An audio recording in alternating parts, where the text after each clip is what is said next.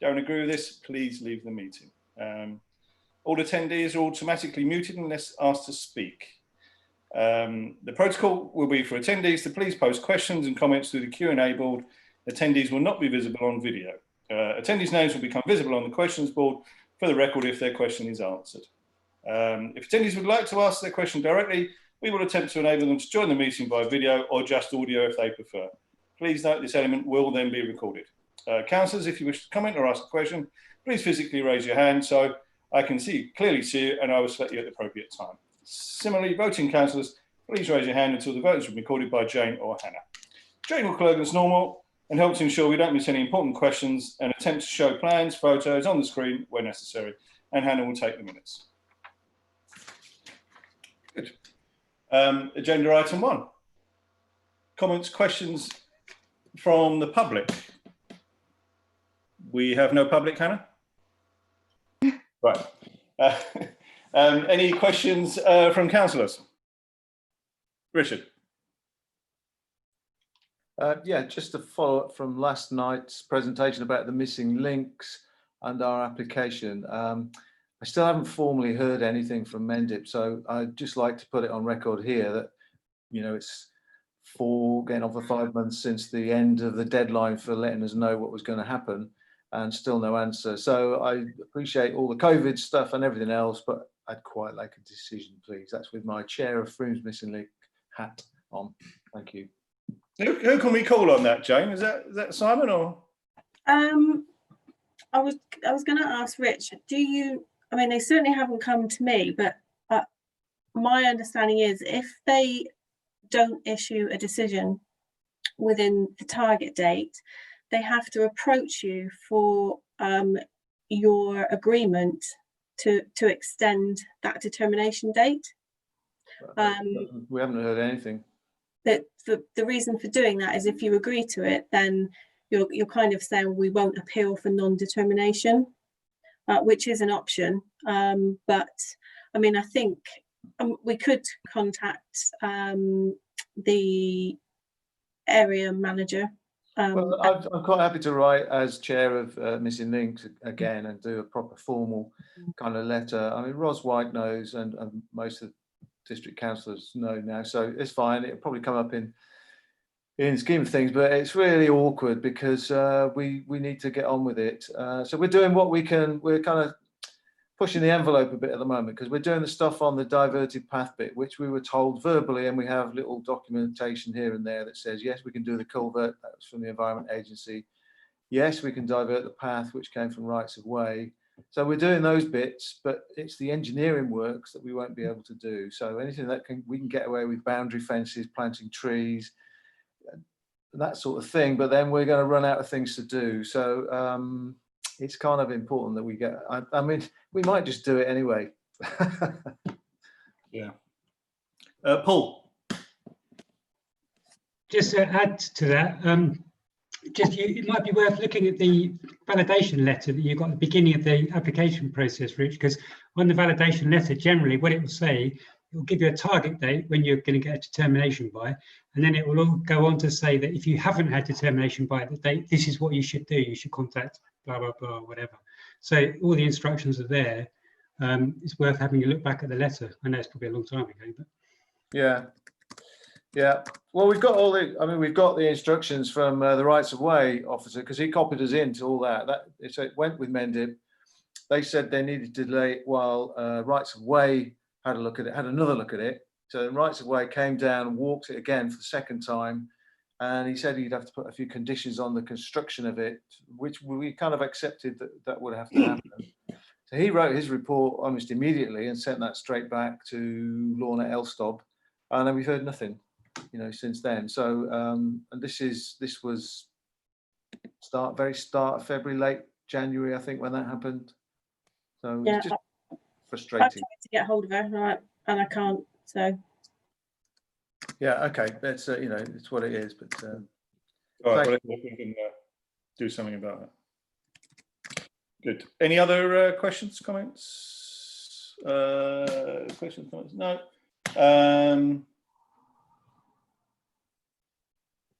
Apologies for absence and declaration of interest. Hannah, there's a few Yeah, we've got apologies from Lizzie Boyle. Right, thank you. And Paul? I just needed to declare an interest on application 318. Right. The applicant is a client. Okay, thank you very much. Oh, Jane. John Nelson sent his apologies as well, but he sent them via me and Steve. Yeah, you're right, he did. Thank you. Item 3 on the agenda, to agree the minutes of the meeting held on the 4th of June. Has everyone read the minutes? Has anyone got any comments on the minutes? No. Okay. We assume they're agreed then, I think, for the purposes of this meeting. Do we have to vote on that, Jane? Yes. Right. Can someone propose minutes? Thank you, Rich. Can someone second the minutes? Thank you, Mark. All those in favour? That seems to be carried. Yeah. Item 4 on the agenda, to consider major applications received in Appendix 1. And Jane, over to you. Thank you. So the first application that we're going to discuss is item 317, and that's land at Locks Hill, Froome, for the erection of a post-mounted V sign. I don't think it really means a V sign. It's actually a double-sided sign, and it is advertising the forthcoming development on the former Butler Town and Dennis site, and that is on behalf of Acorn, who are developing the site. It's difficult because there is provision within planning for developers, obviously, to put up signage to advertise new development sites coming forward. However, I would suggest that given the location of this, it could be a distraction to motorists. It is very big. I don't know whether it needs to be that big. And from some of the comments that I've had back, clearly the sign is already in place. So they've made a declaration on their application form that that it's not there when clearly it is. That's not necessarily a planning issue. They're not doing anything wrong. You can apply for retrospective planning application. I guess it's just the clarity of the situation that's at issue here. So over to you to discuss. Thank you. I know that Councillor, the Mendip District Councillor for the ward, which I think is Shane Collins, has actually already objected on the application. Paul. I was kind of minded to object as well. I mean, I thought that maybe we didn't have any particular grounds to object on, but having seen the Civic Society's kind of quite strong objection, I totally agree with them. I think it's out of place, it's too big, etc., and it's a distraction potentially for motorists. I went past there today, and it's a big sign, but there's a lot of writing on it. And I think Locks Hill, from a cyclist point of view anyway, Locks Hill is a dangerous place anyway. So we don't want any more distraction for motorists going up and down Locks Hill. Yeah. And the other thing that was that, just to make it clear that the application is for 4 years. So if we do approve it, it'll be there for 4 years potentially. Thanks. Mark. Yeah, Paul's just commented on the 4-year thing. That seems like an awful long time to me, especially as they've had a long delay in starting building. I mean, it's very early days there at the moment. I know they want to start marketing. I'm also concerned that this might be a harbinger of their attitude towards any other development they might be doing in the town, build first, ask later. I think it would be good to send some sort of warning to them to say that we're not very impressed with that. Thank you. Yeah. Jane? Just as an aside, when we've been looking at putting the signage for the diversions around the town for the marketplace works, we were advised by the contractors that you shouldn't have any more than 11 words on the sign, because that's as much as people can take in, and after that it actually becomes quite dangerous. So, you know, I think what you were saying, you know, about it being a distraction to drivers stacks up. I guess it will be dependent on whether the if the Highways Authority make any comment on it, but that shouldn't stop us from making such a comment. Yeah. Agree. Rich? One of my objections to it is the size of it, but that's a little green space there that people could sit on or just stand, you know, and it kind of takes away that space, doesn't it? Which is a bit of a shame, really, because otherwise it's a nice little verge, little area. We could even put a seat there or something. I don't know, but and I guess if you live in the house next door, it's a bit of an eyesore on your view, isn't it? I don't know. But yeah, it's a bit cheeky putting it up without telling anybody. Do we know who owns that piece of land they put the sign on? Well, that's a good question. Yeah, I was going to ask that. Let's possibly mend it. Yeah, amend Uh, it. Talk amongst yourselves. I will have a quick look. You would think it's Anita, sorry, amended. you have your hand up, Anita. Sorry. Yeah, I did. Well, actually, first of all, I was going to say the same as Rich about that being a green space we might want to utilise in other ways. But also, I wonder if we've actually had any complaints from any of the neighbourhood. Has anybody else mentioned it? No. Not that I'm aware. Okay. Okay, any other comments or questions?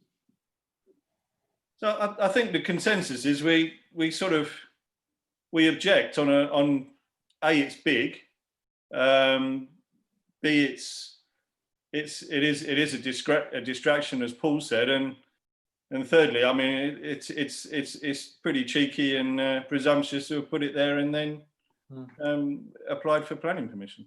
Yeah. Yep, I can respond in saying that. Sorry, I was just looking to see if I could find out who owned that piece of land for you. Do we want to make a comment on the length of time? I mean, I mean, surely they're going to build this place within 4 years, or they're going to sell all their houses within 4 years, aren't they? An advert consent actually is only valid for 4 years. Nobody in my experience ever renews an application for advert consent. So we could suggest that it would be a temporary consent for a lesser amount of time, but standard on advert consents, I think, is 4 years anyway. Okay. Okay, so would somebody like to propose that we object to that application, agree with the comments that the Civic Society has made, and in addition, comment on the loss of the green space as a usable space for residents. Yep. So Paul is proposing that, and Rich is seconding. All in favour? That's unanimous. Thank you. Great. Okay, so sorry, I should say, for the benefit of anybody who is viewing, that all councillors have actually looked at the plans in advance online. If you do need to look at any plans for clarification, I will share the screen and show those. The next application that we're going to discuss is Mendip House, Welshmill Road. This is to fell a group of Lawson's cypress trees. And they need to apply because those trees are in a conservation area. You may recall at the last meeting we saw an application from this same applicant, but that was for the trees on the opposite side of the road. These are the trees that are actually in the garden attached to the house. Having viewed the pictures that were submitted with the application, and I have to say there was a lot of pictures, and I think they really did illustrate that there is that the trees are in poor condition, and the Civic Society have made no objection to that. And because this is an application for felling of trees in a conservation area, the option that the tree officer at Mendip has is to determine whether or not he feels they are worthy of a tree preservation order, and I would suggest, given their condition, that they're probably not, but that's over to you to discuss. Rich, I think you've seen them, haven't you? Yeah, I could probably almost see them from where I'm sitting, actually. So I saw Lee the other day, and I did go and have a look at it. Close. And I think he's right, actually, in this case. They are very, very closely packed. And I've never really realised before, because there used to be a lot of undergrowth there, which was cleared out when he sort of reopened the garage. But I think he's got a point that they will sooner or later fall down because there's just not enough space for them to grow properly. So either thin them down quite a lot or actually take them down and put something else in the place. In this case, it might actually be the best option. Yeah. Sheila. Do we know if there is a house that's up that lane? Is that right? There's another house, somebody else's house at the top of that lane. I just wondered whether there wasn't any comment from anyone else that I could see on the Mendip site. So I'm assuming that they know the intention. They would have been leafleted with or sent a letter to explain what was being applied for. And so I assume they don't have any objection. So I just wanted to reassure myself of that. Yeah, they would have had a neighbour notification letter, and because it's works to trees in a conservation area,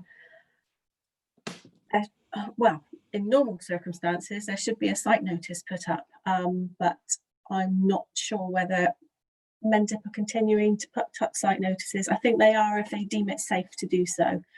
So that there may also be a site notice there as well. Rich. To add, I think how they're taken down might be important as well, but I'm sure a proper tree surgeon will be able to take them down without damaging anything else. Because there's a couple of really interesting trees just behind them. There's a couple of walnut trees which are really good. It'll help them to grow better, to be honest. There's some kind of it looks like a fir or pine tree or something behind that. So, and I think they're protected anyway. There's a mass TPO down there, if I'm right. Yeah, so it probably is the right thing to do. So are you happy to respond with no objection? Yep. Somebody like to propose that, please? Steve, and seconded by Nita. And everybody in favour? That's unanimous. Thank you.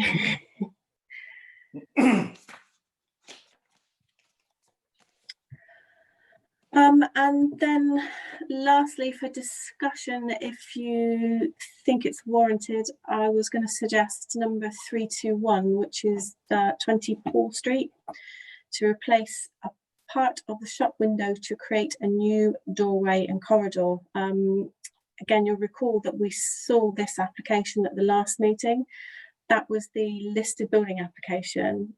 This is now the full application.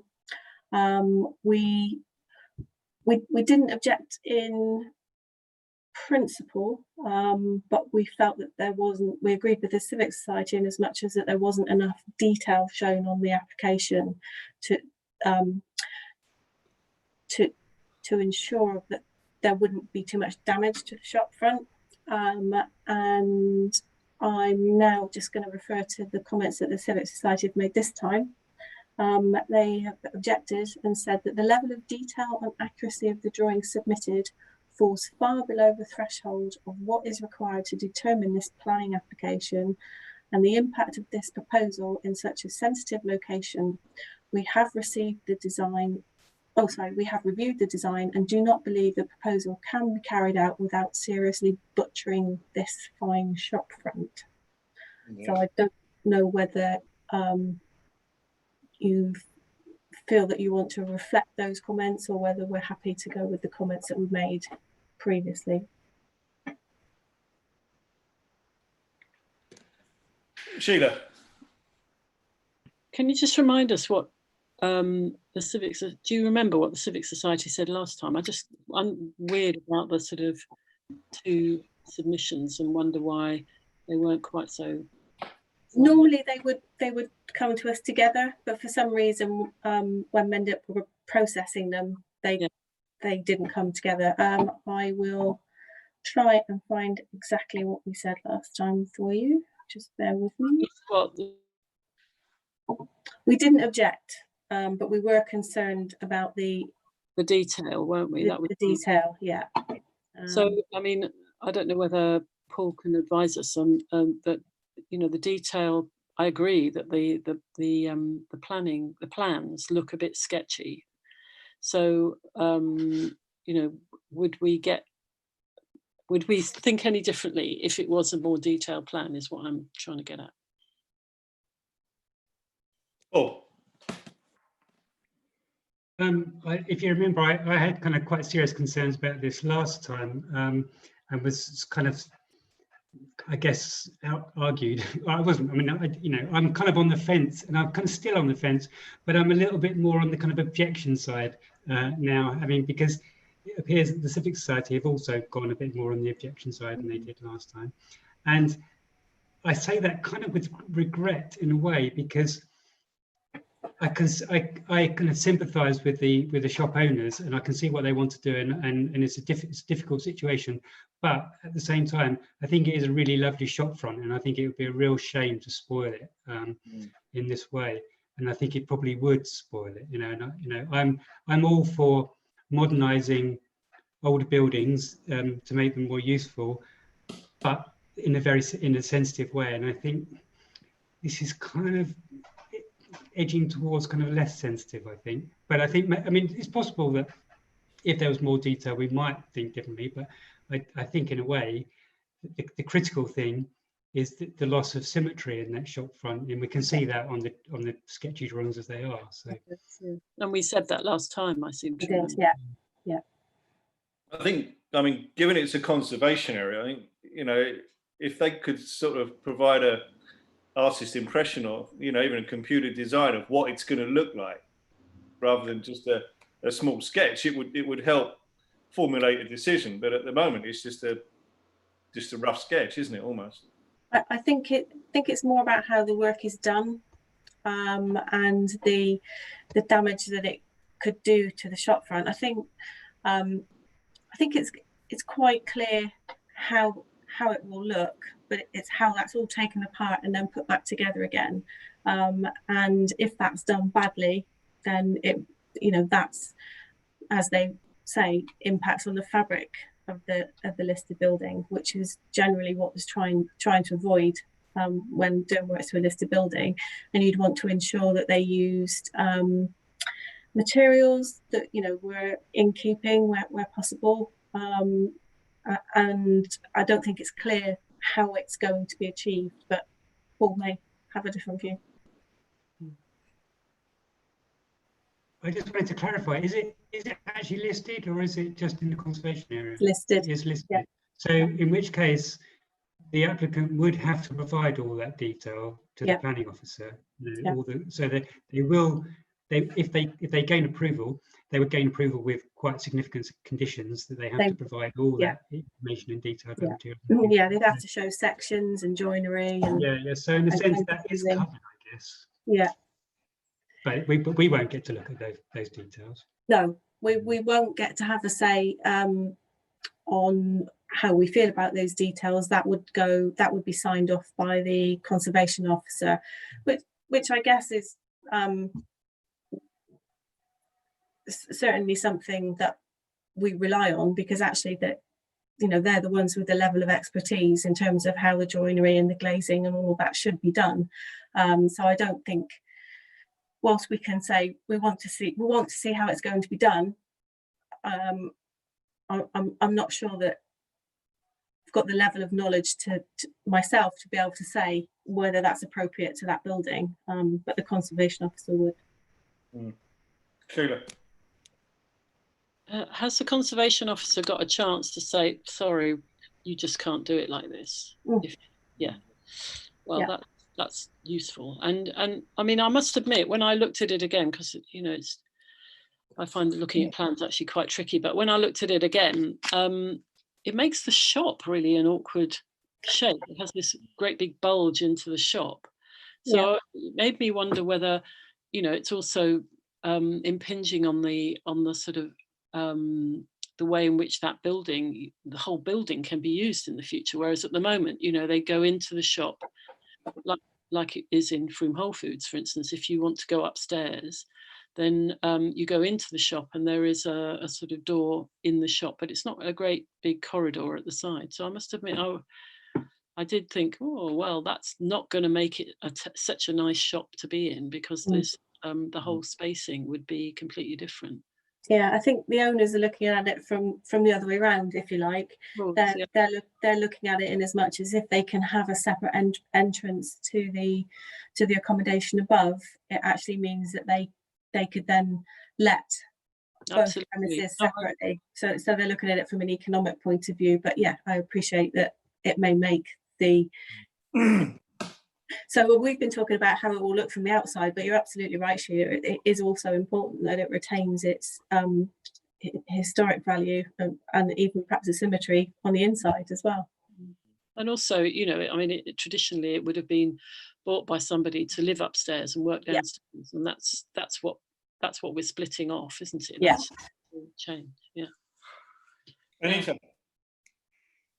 Didn't we have some information last time around about the inside? I seem to remember we made a comment about how we felt there would be some character retained internally, and therefore, much as it was a loss to lose the symmetry, it was acceptable because a lot of the features internally would be retained. Is that right?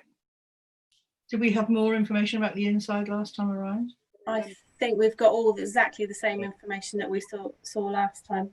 Okay, but we did talk about some character being retained. Was that external then rather than internal? Yeah, I think so. I mean, it would retain some of its character, but only if it's done well. I think that was the point that we made. Sure. But the level of detail that's been submitted isn't felt to be enough to ascertain whether it will be done well or not. You know, it probably will be, but without that information, it's as Paul said, it needs to be conditioned so that the conservation officer is sure that it will be done well, and gets some very a lot of clear detail as to how that will be achieved. Because, you know, if the sash windows, for example, on listed buildings aren't always really sash windows, you know, they've just got a pretend bar in the middle, and without seeing a cross section of how that window is constructed, you wouldn't be able to tell just by looking at the window from the front. So that's why it's really important that that level of detail is provided, so they can make sure that it does replicate its historic features. Right, but if the conservation officer is going to be approving this only on the basis that it meets his demands, can we not relax in the knowledge that it will be done sensitively? I would be very confident in saying that the conservation officer will scrutinise it very carefully and ensure that it will be done to a good standard and that it won't impact on either the listed building or the conservation area. Right, thanks. Do we have to either object or not object? I mean, where I'm coming from is I get the impression that a lot of people have got a lot of reservations, but we do have a conservation officer to fall back on, and we're sort of totally trusting the conservation officer to tell us that what they're doing is correct and they're going to use the right materials and it's all going to be blended in nicely. So we could say that we have concerns about how the work will be carried out and the impact it will have on the building, and we would support the comments that the conservation officer would make and hope that there would be sufficient conditions in place to make this a sensitive whatever something like that. Anyway, that's not very professional, sorry. We've done sensitively. Yes, that's the one. I think Helen's asked a question. So Helen is saying, do they make a good case by showing how the other shops have done similar, like the one next door? Not sure why there is a bulge. Maybe it's because staircase is staying in the same place. If they replace and the stairs went straight up from the corridor, they wouldn't need a big bulging hall. Paul, need to redesign it. But hasn't the shop next door kept the symmetry at the front, from memory? Yeah, I think that the photos that they've provided to demonstrate that it's been done elsewhere, I think if not all of them, were shop fronts that weren't double-sided, if you see what I mean. That they weren't a bay as such. Yeah. It was more a single shop front panel with a door next to it. And I mean, I don't know how long ago those were done, so I don't. Maybe there was some symmetry there to them before it was done, but actually, it's not. Doesn't really matter that others have done it. You know, it's this particular building that is being looked at. And I think the bulge. Oh, sorry, Rich. Go ahead. Go on, Sheila, and then Rich. Okay, so I think the bulge is also because there's an internal curved stair, isn't it? I think there's a problem that the upstairs doesn't go back far enough in order to make staircase go straight up. I've got a feeling. So I've been up there. I mean, I've been used to go up there quite a lot. So and that's my memory of it. It's a really tight little apartment upstairs. Okay, I think you just answered my question actually, Sheila. Yeah, I wondered about Helen's point. You know, could you redesign it so that it used the existing door? So, but I think we've all got sympathy for the idea. We want to know that it's going to be done really well. Yeah. But it may be that it's not possible to do it without, you know, destroying what's there. And I guess the final call is conservation officer. It does seem to be that, doesn't it? Really. Mm-hmm. Okay.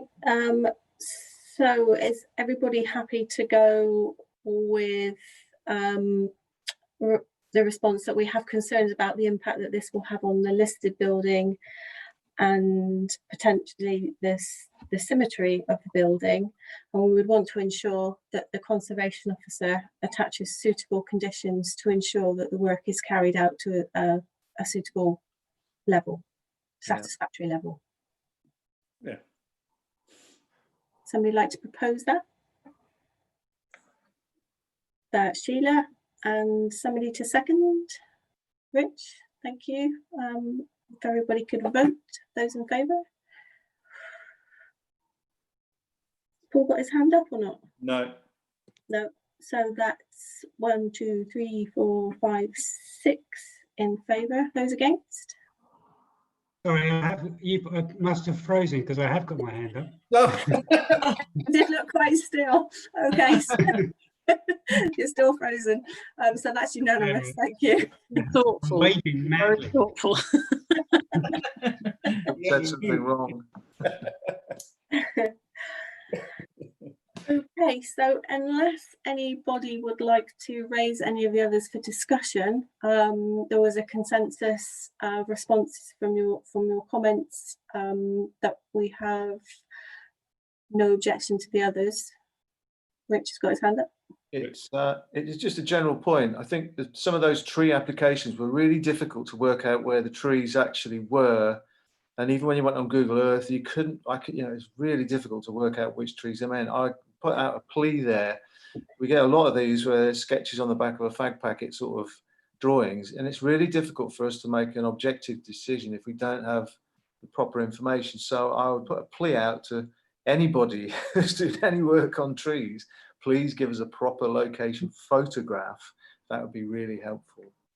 I have probably about a year ago written quite a comprehensive letter of suggestion to Bo Walsh, with his blessing, I might say, and the technical team at Mendip who actually process the applications, asking them that they don't accept applications with sketch site plans and no detail of the trees, because I don't feel that they should be registered on that basis, because it, as you say, is very difficult to identify the trees. I mean, I managed to I don't know whether you were able to see it very clearly, but in the notes I sent round, I was able to find the trees through Mendip's website, put a map and a picture of where the trees were.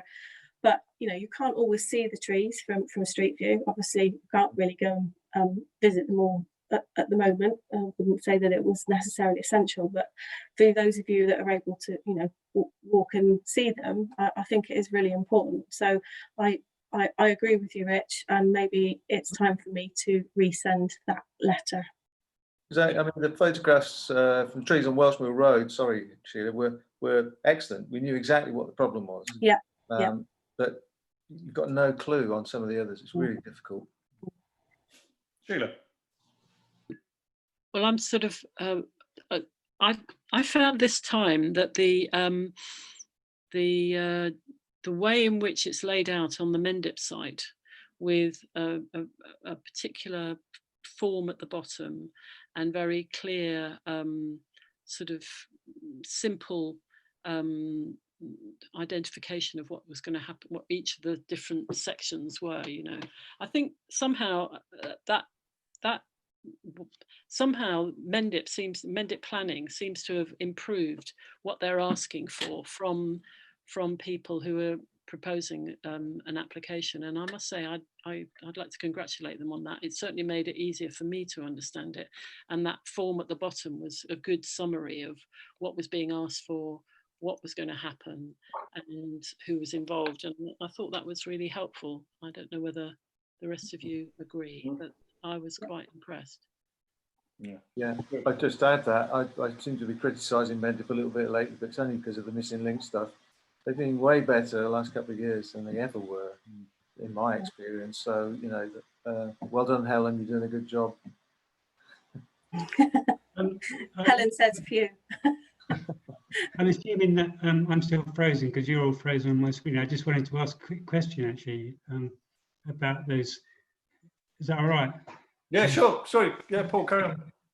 I just noticed, just going back to the site plans for trees, etc. I noticed on, I think on the one that Jane commented on, I think it was 314 possibly, which was literally a kind of sketch. And it actually said at the top of the plan, not to scale, or one of them said not to scale, which I don't understand. If I was to submit a drawing, it would just be thrown straight back at me, I'm sure. I'm surprised that they validate it like that. So yeah, Well, is it different for trees or? With conservation area application trees, technically they're not planning applications, they are notifications, and I believe it does say that you have to include a sketch plan, but you know, somebody still has to register and process that application and plot it on the Mendip's maps. So it would be better for them if they had a more accurate site location plan, so that it can ensure that it is accurately plotted. But you know, I would say a fair few years ago, when somebody else was registering and processing the applications, they certainly wouldn't have accepted those site plans and didn't. She can say quite confidently. Well done, Jane. You're a hard woman, Jane. I think if a couple of photographs, it's really easy to do these days, isn't it? Yeah. Attach it to the form, and then you know, Bo Walsh wouldn't necessarily even have to go out and look at a lot of these things. He could make a decision based on the photographs and give an opinion, probably. But it just seems obvious now to me that you put stick a couple of photographs in. I'd be happy. Job done. Yeah. Good. You came up with another wonderful piece of technical information earlier on, didn't you, Jane? Did I? Yeah. About trees. about trees and conservation area. John Nelson was questioning why people were making all these tree applications, and no, wish I hadn't said that, Steve, because I can't remember the numbers off the top I'll of my read it out, shall I? You've got it, yeah.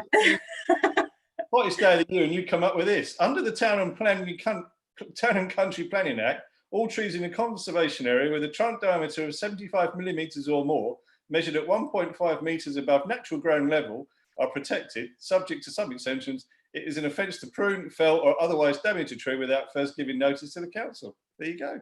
Yeah. Wonderful. You got that imprinted on your brain. Brilliant. And well, no, it's not imprinted on my brain because I couldn't remember it, because I can't remember the numbers. But yes, that, you know, there are regulations in place to make sure that people don't, well, hopefully go around felling trees that one day will have the potential to become big trees and worthy of preservation orders. And also it's beyond the fledging time, presumably, as well. It's something Yeah, any out of their nests. yeah, any tree application or notice when it's determined, one of the conditions is that no works shall take place between, I think, is it March and September, Mm. I think, because that obviously to disturb nesting birds isn't a separate offence, not necessarily under planning law, but Right, is that it? Because we've done 40 minutes and we've talked about a sign, a tree, and something Oh. else. Hannah's We got a hand up. vote on the rest of the responses. We didn't actually get a vote on that one. Well done, Right. Hannah. Sorry. So, can someone propose our responses to the rest of the applications that we didn't discuss, please? Thanks, Rich. Someone second. Mark, and all in favour. Paul, we can't see you. Can you? Yeah, I'm in favour. Great. Yeah. That's unanimous. Thank you. Thanks, Hannah. So we'll officially stop recording the meeting now. Okay. Thank you very much.